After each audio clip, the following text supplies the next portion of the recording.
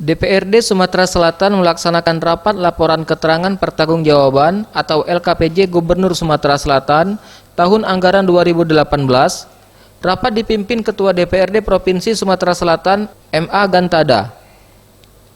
4 pansus DPRD Provinsi Sumatera Selatan secara bergantian menyampaikan laporan hasil pembahasan dan penelitian terhadap LKPJ Gubernur Sumatera Selatan tahun 2018 di hadapan 40 orang anggota DPRD Provinsi Sumatera Selatan yang hadir dalam rapat paripurna DPRD Provinsi Sumatera Selatan ke-58 bertempat di ruang rapat paripurna DPRD Provinsi Sumatera Selatan.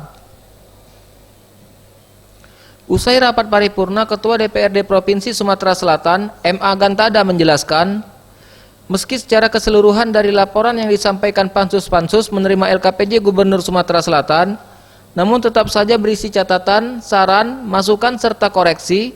Untuk menindaklanjuti rapat paripurna ke-58 ini, DPRD Sumatera Selatan akan melanjutkan dengan menggelar rapat pimpinan bersama pimpinan fraksi untuk membentuk tim perumus rekomendasi LKPJ Gubernur Sumatera Selatan tahun anggaran 2018. Untuk menyampaikannya dalam sidang paripurna dan selanjutnya diserahkan kepada saudara gubernur sama Kemendagri.